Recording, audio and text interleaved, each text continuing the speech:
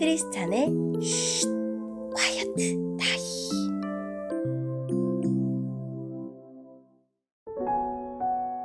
샬롬, 크리스찬 성도님들 반갑습니다. 오늘의 본문은 히브리서 10장 26절부터 39절까지의 말씀입니다. 본문의 제목은 예수님이 곧 오실 것입니다 입니다. 본문을 읽기 전에 어떤 내용인지 요약본을 먼저 읽어드릴게요. 예수님을 믿지 않고 성령님을 우습게 여기며 하나님의 은혜를 하찮은 것으로 여기는 사람은 더 큰 벌을 받을 것입니다. 반면에 하나님 말씀을 소중히 여기고 하나님의 약속을 끝까지 믿고 지키는 사람은 더 좋고 영원한 구원을 얻습니다. 오늘의 본문 26절입니다. 만일 우리가 진리를 알게 된 후에도 일부러 계속 죄를 짓는다면 그 죄를 씻을 제사는 없습니다. 거기에는 오직 심판을 기다리는 두려움과 하나님을 거역하며 사는 자들을 태워 없앨 크고 무서운 불만 있을 뿐입니다. 모세의 율법에 순종하지 않고 그것을 어긴 사람들도 두세 명의 증인이 있으면 사형을 받았습니다. 그렇다면 하나님의 아들을 공경하지 않는 사람들은 어떻겠습니까? 그들은 자기를 거룩하게 한 언약의 피를 별것 아닌 것으로 여기며 은혜의 성령을 욕되게 하였습니다.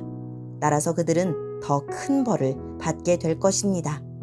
우리는 하나님께서 잘못을 행하는 자들을 벌하고 그 죄대로 갚아주겠다 고 말씀하신 것을 알고 있습니다. 또한 주님께서 그의 백성을 심판하실 것이다 라는 말씀도 하셨습니다.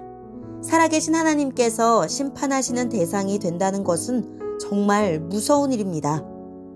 여러분이 처음 진리의 말씀을 배우던 때를 기억해 보십시오. 많은 어려움들이 있었지만 여러분은 꿋꿋이 이겨냈습니다. 때때로 사람들 앞에서 모욕을 당하며 핍박을 받기도 했고 그런 고난을 받는 사람들과 친구가 되기도 하였습니다. 옥에 갇힌 자들을 도와주고 여러분이 가진 것들을 빼앗겨도 기뻐하였습니다. 그렇게 할 수 있었던 것은 여러분이 더 좋고 영원한 것이 있다는 것을 알고 있었기 때문입니다. 그러므로 이전에 가졌던 용기를 잃어버리지 마십시오. 더 큰 보상이 여러분을 기다리고 있습니다. 인내를 가지고 하나님께서 원하시는 일을 해서 그분께서 약속하신 것을 받으시기 바랍니다. 조금만 있으면 오시기로 한 그분이 오실 것이며 결코 늦지 않으실 것이다. 나와 함께 의롭게 산 사람들은 믿음 때문에 생명을 누릴 것이다. 그러나 믿음에서 뒤로 물러난 사람들을 내가 기뻐하지 않겠다. 우리는 뒤로 물러나 하나님께 버림을 받을 사람들이 아닙니다. 우리는 믿음으로 구원함을 받을 사람들입니다. 아멘. 오늘의 본문을 통해 이해할 수 있는 부분은 무엇일까요? 만일 우리가 죄가 없다고 말한다면 우리는 스스로 속이고 또 진리가 우리 안에 없는 것입니다. 구원을 얻은 후에도 우리는 크고 작은 죄를 짓지만 성경은 우리의 모든 죄가 이미 예수님 안에서 용서를 받았다고 선언합니다. 그러나 단 한 가지 용서받지 못하는 죄가 있습니다. 그것은 고의로 끊임없이 하나님 말씀에 불순종하고 예수님 믿기를 거절하며 성령님의 은혜를 무시하는 죄입니다. 예수님은 구원의 유일한 소망입니다. 예수님을 일부러 무시하고 지속해서 거절하는 사람은 무서운 심판을 피할 수 없습니다. 초대교회 기독교인들은 예수님을 믿는다는 이유로 많은 고난을 받았고 재산은 물론 생명까지도 잃을 위기에 놓였습니다.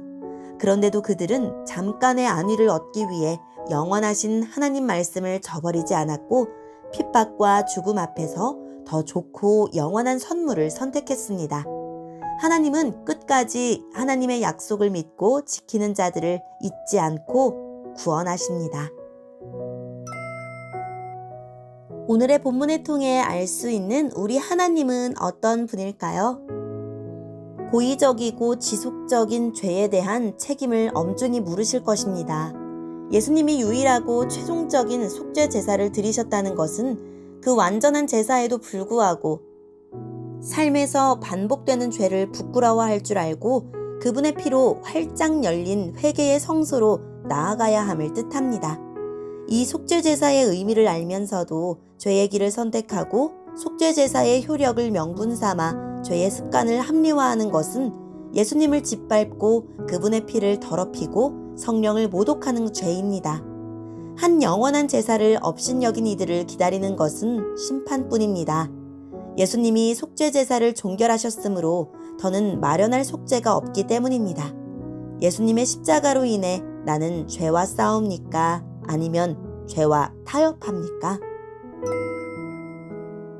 오늘의 본문을 통해 우리에게 주시는 교훈은 무엇일까요?